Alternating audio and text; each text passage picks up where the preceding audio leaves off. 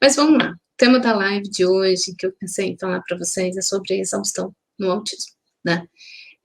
Como isso acontece, por que que isso acontece, quais as consequências disso, e como é importante os adultos que cuidam de crianças e adolescentes autistas, enfim, estarem sensibilizados para identificar isso, tá. Então, assim, é muito comum em autistas a questão sensorial, tá. Alguns com perfil sensorial hipersensível, e que então todo o mundo ao nosso redor é vivenciado pela gente, por nós, pelo nosso organismo, como uma grande sobrecarga, uma grande ameaça. Nosso corpo reage como se estivesse diante de uma grande ameaça à nossa vida. Isso gera um alto nível de estresse fisiológico mesmo, não é só um estresse psicológico, que também vai acontecer. E tem as pessoas que têm o perfil mais hipossensível, que não são tão reativas a alguns estímulos, mas que a falta da entrada de alguns estímulos, que são informações importantes para a nossa sobrevivência, podem ter dificuldades em situações para tomar decisões, para perceber algumas situações, e isso gerar um nível de estresse. E aí, esse nível de estresse pode ser de um nível mais cognitivo, porque ela está tentando entender o ambiente de uma forma, porque está faltando informações. E uma pessoa autista com perfil hipersensível para algumas questões sensoriais pode sim ter um perfil hipossensível para outras questões sensoriais. Então, uma pessoa ela pode ser hipersensível em questões auditivas e pode ser hipossensível em questões interoceptivas, que é a sensibilidade de perceber os sinais internos do corpo, né, as vísceras, movimento, né. Tem uma paciente minha, diagnóstico tardio, tinha umas questões sensoriais bem importantes, já com seus 30 e poucos anos, encaminhei para fazer a avaliação do perfil sensorial, e ela tinha questões proprioceptivas, né, de movimentação, de localização dos membros em relação ao corpo, ao espaço, questão vestibular também muito importante, do equilíbrio. Então, por muito pouco, ela se sentia sobrecarregada, né, com uma sobrecarga sensorial, se sentia enjoada, tonta. Se tivesse atividade física, o dia dela acabava, ok? E aqui a gente está falando de uma adulta com uma capacidade cognitiva muito boa, né, já formada, construindo sua carreira profissional, mas com limitações em relação a ir para o mundo, porque estava sempre exausta, muitas vezes, muitas situações, vivenciando algo e não conseguindo dar continuidade, porque estava exausta, e ficava uns 2, 3 dias tendo que se recuperar para retornar o que ela estava fazendo. Quando ela foi fazer, olha, gente, como isso é importante, né? Quando ela foi fazer a avaliação do perfil sensorial, que definiu lá as sensibilidades dela, ela começou a fazer as estimulações. Olha só, um dos exercícios que ela tinha que fazer, uma pessoa adulta, era recortar uma estrela, ok? Uma folha de papel com uma estrela impressa e ela tinha que recortar.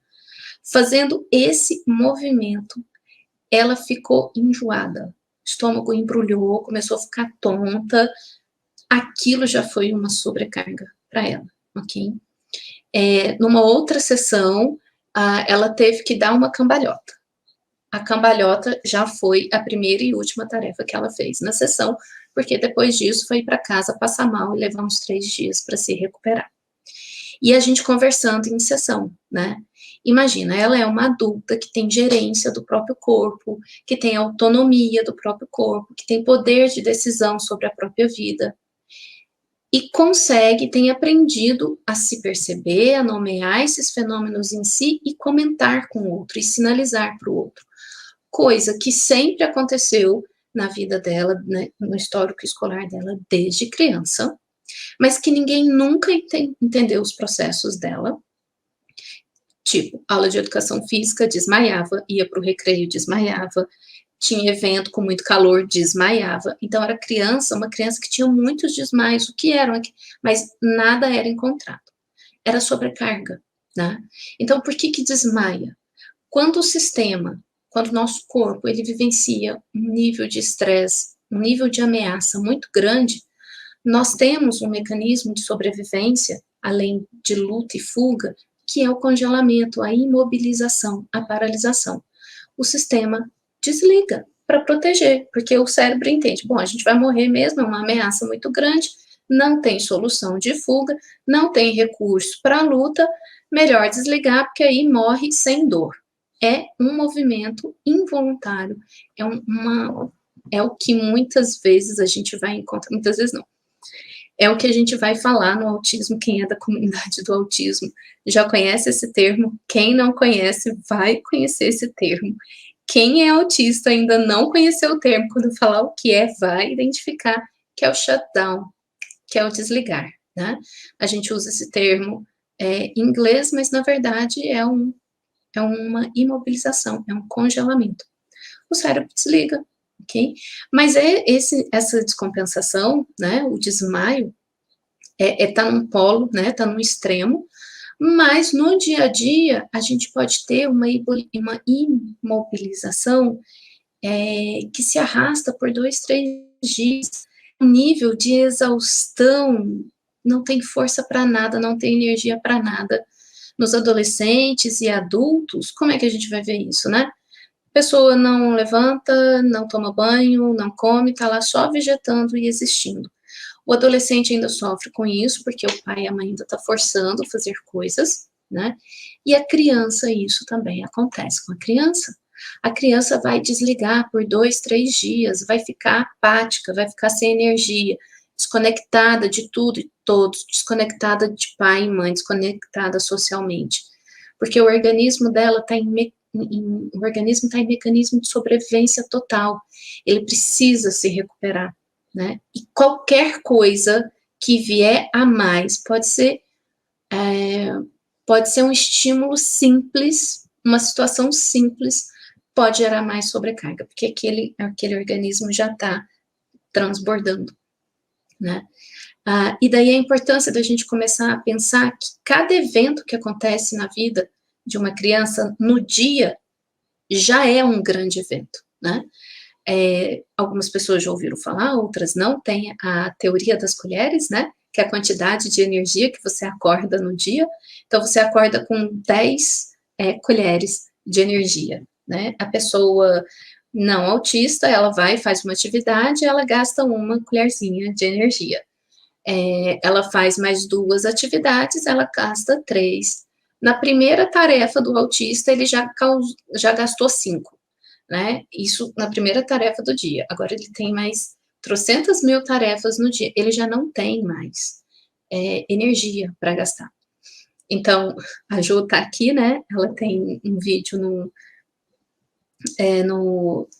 no Insta dela, do filhinho dela, né, que é autista, o Heitor, explicando que quando ele chega da escola, ele já está exausto, e ele fala assim, é um cansaço diferente, né, e é exatamente isso.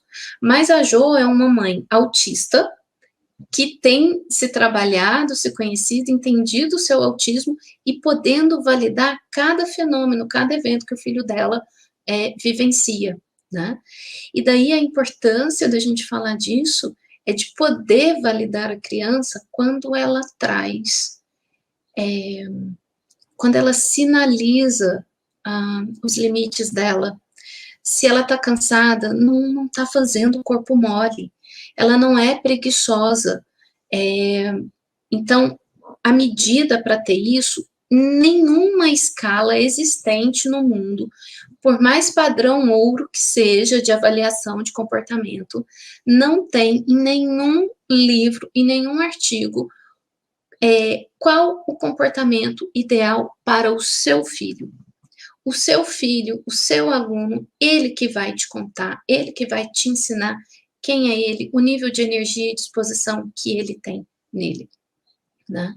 E quando isso não é respeitado, quando isso não é nomeado adequadamente, a gente cresce no decorrer da vida com uma autoestima muito fragilizada, né? Porque o nosso sistema educacional, social, condiciona a nossa autoestima ao que a gente produz. A capacidade de produção do autista, ela é menor, não inferior, mas ela é menor. Para que eu tenha eu não vou produzir muito em quantidade, eu vou produzir em qualidade, mas eu preciso de mais tempo, mais espaço, e preciso de recursos específicos para que eu produza adequadamente.